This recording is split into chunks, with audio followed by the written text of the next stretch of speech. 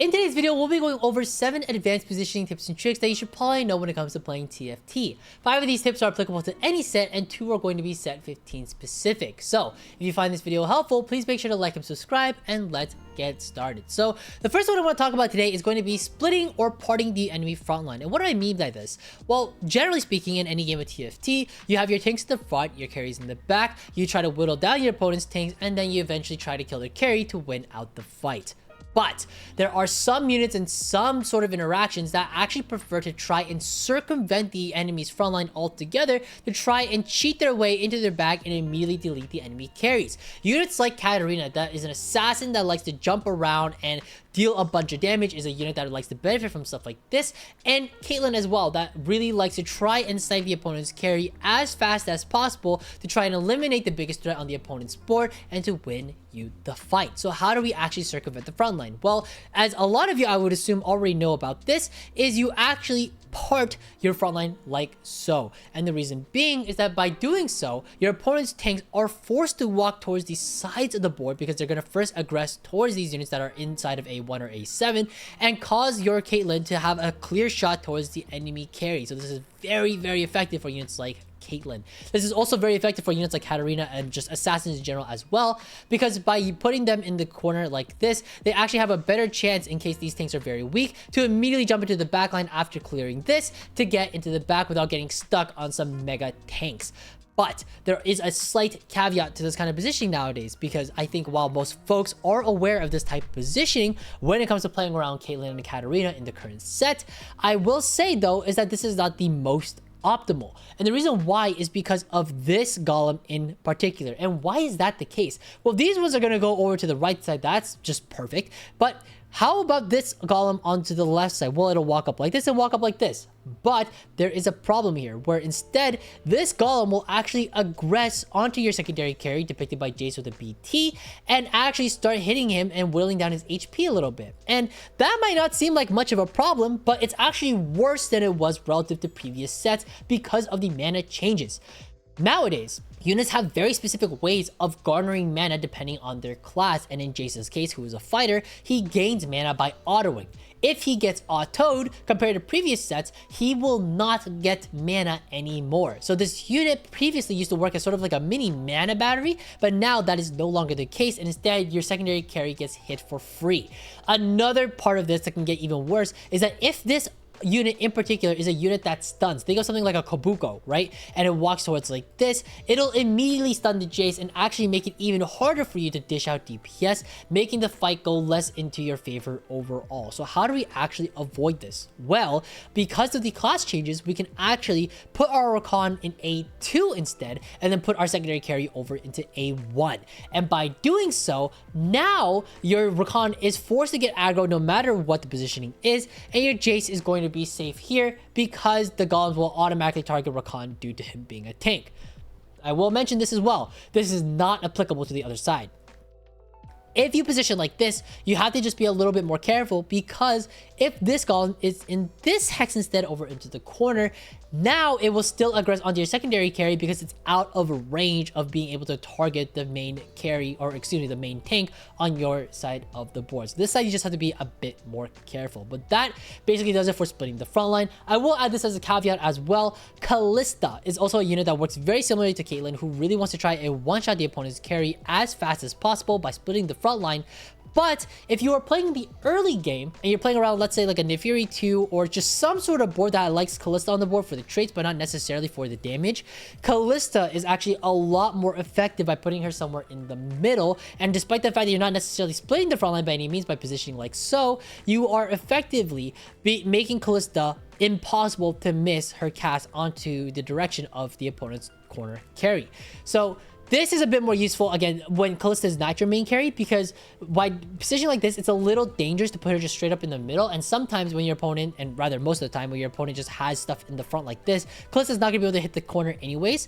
But when you're playing around other units instead, and you're just trying to find the most efficient use of damage for Kalista, despite the fact that it's only like 400, 500, 600 damage, that is 4, 5, 600 damage that, when done correctly, will be used all on the opponent's enemy carry. So it's very efficient damage. So Kalista in the middle is going to be a lot more effective than putting her somewhere in the corner like this. But obviously, if she is your main carry throughout the early game, you are more than likely often better to corner her instead, because that way you are basically just a lot safer in this manner, but also it's just a little bit harder to try and like just circumvent the front line in the early game, because you just don't have enough units to actually bait out everything, to actually snipe everything properly. And by putting her in the middle, you're not like, it's very likely your opponent will have stuff in the middle and you can't do much about it before you're close to cast. So this is just a little too dangerous in the early game, but a lot better if she's like just a secondary unit that isn't really being itemized for any particular reason. But that's basically going to do it for this kind of stuff. The next one I want to talk about is going to be clump baiting, which, as the name implies, is fairly straightforward. You are clumping your units to bait problematic AoE on the opponent's side of the board in order to try and keep your DPS alive and active throughout the fight. So in a positioning scenario like this, the opponent's Jarvan will actually hit here instead, because the way that his ability works is that it will always target the largest group of enemies.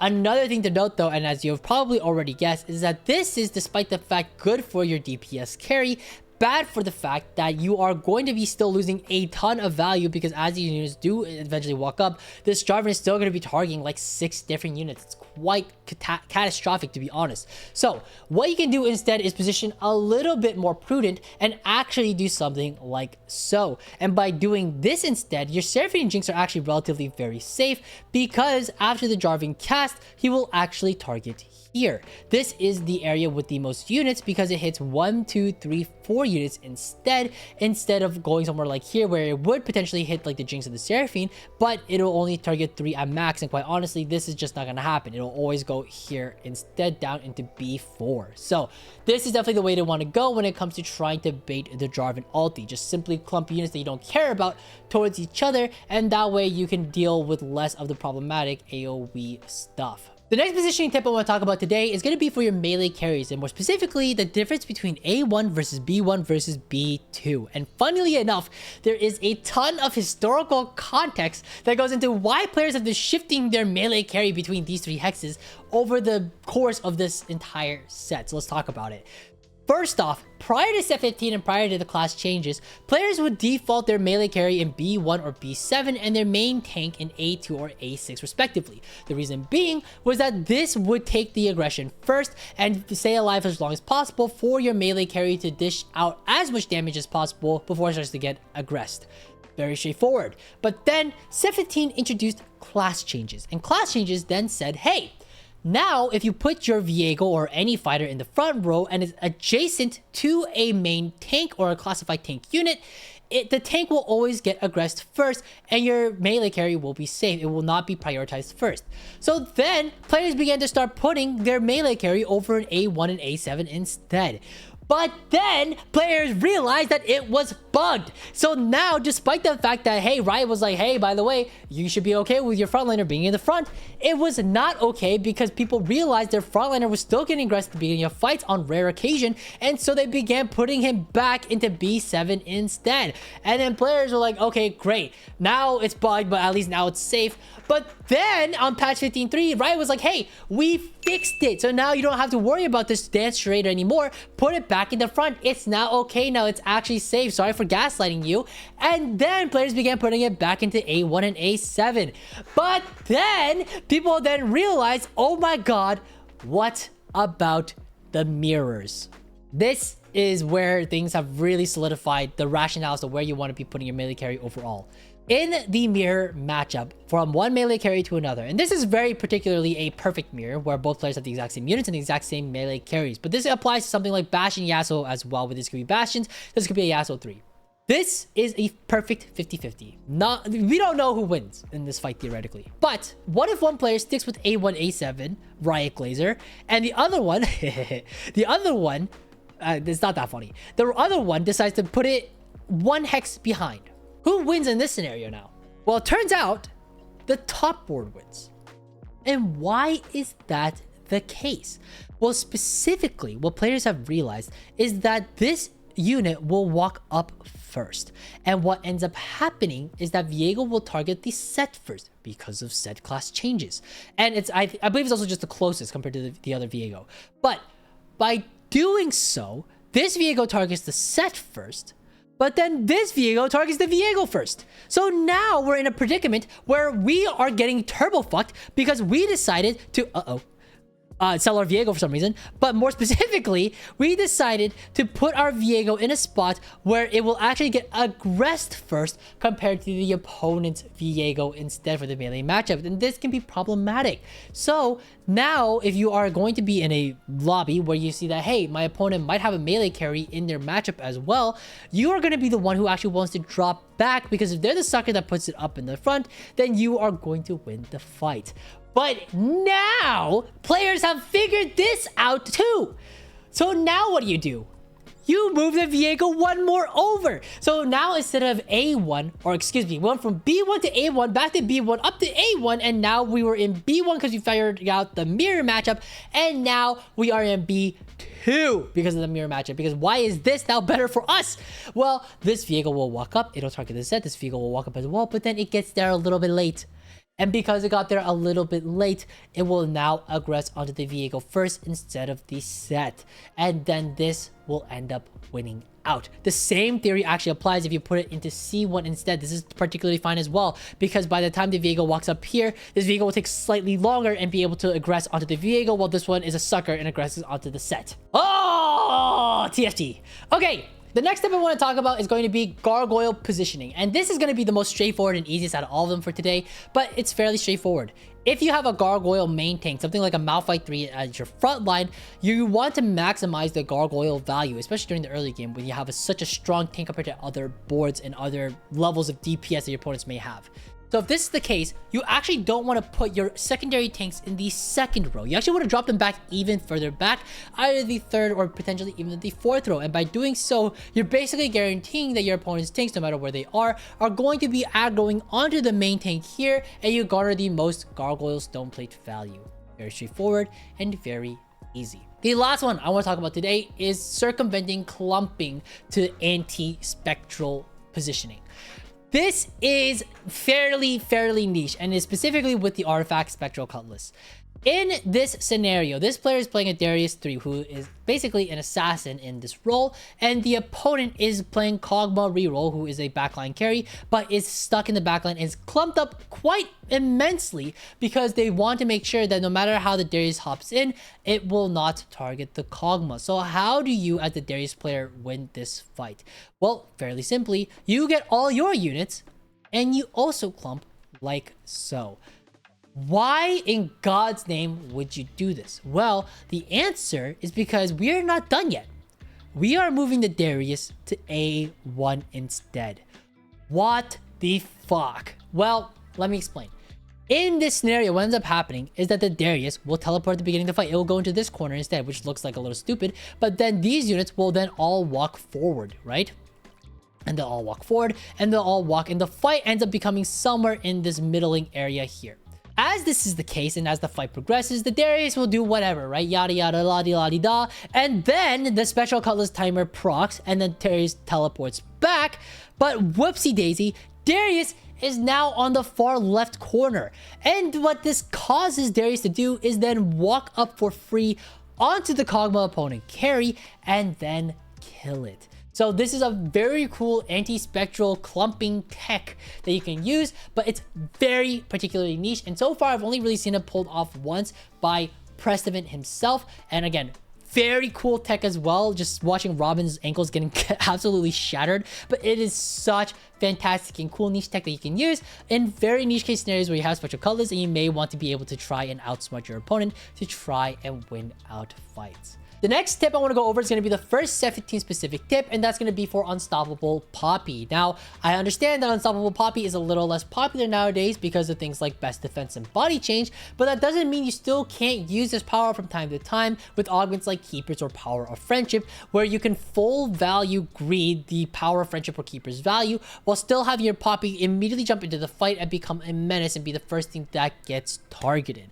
So in the super late game in this composition, when playing around these kinds of augments and power-ups, if you have an itemized Seraphine 2 to cap out, you can actually utilize Poppy's Unstoppable as a honing missile target, if you will. So what do I mean by this is that when Poppy dashes in with her Unstoppable, some of the units will end up clumping around her, and actually this section in particular becomes the largest clump on the enemy board. And when this is the case, when Seraphine ults, she targets the largest clump in the board and can actually ult in this specific area and wipe out your opponent's carries, or at the very least chunk them out for a large portion of damage. So this is a really cool interaction in terms of utilizing Poppy's Unstoppable with the help of Seraphine's AoE blast to just completely nuke the opponent's enemy's carries from time to time.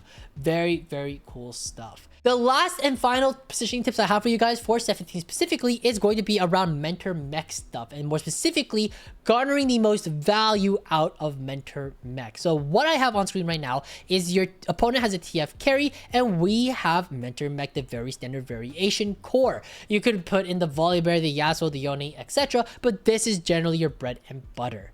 Our front line is positioned perfectly, absolutely perfectly for this specific matchup. And why is that the case? First off, Jarvan is going to be on the side that has the most likelihood to try, and as long as the largest clump is somewhere in this generic area, will hit the opponent's DPS carry, stunning them for quite a bit of time. Kobuko, with his mentor bonus active with 4 mentor, will stun the target 4 hexes away. And by doing so, by putting him here either in A3 or A5, similar to Zed positioning back in set 14, we can immediately target and CC the opponent's carry here. Obviously, if they have another unit over here in this postured corner, or rather this specific hex, then Kobuko becomes a 50-50, but it's still better for you to try and still nab that winning chance to hit the opponent's DPS and stun them for even longer. Udyr being in the middle is really great as well, because in this line you generally do not want to build anti-heal, because Udyr's 4 mentor bonus provides so much AoE anti-heal already. And with that being the case, you can actually middle your Udyr, and this is the safest hex across your entire front line for him to stay alive the longest, so that you can make sure your anti-heal does not die. Senna finally is also the best placed unit here as well, because she is hitting directly across a line to hit the opponent's carry, because she will go through in a straight line and chip away at the opponent's carry, doing a little bit of damage. Yasuo is also perfectly positioned as well, because he's sandwiched in between 2 tanks, so he will never get autoed or aggressed first in this scenario. This is the best way to position mentor mech, and it is not even close. But that's basically gonna do it for this video. I hope this video was helpful. I hope you guys learned something. If you have any questions, feel free to leave them in the comments and I'll make sure to answer them as soon as I can. Take care, guys. Happy climbing.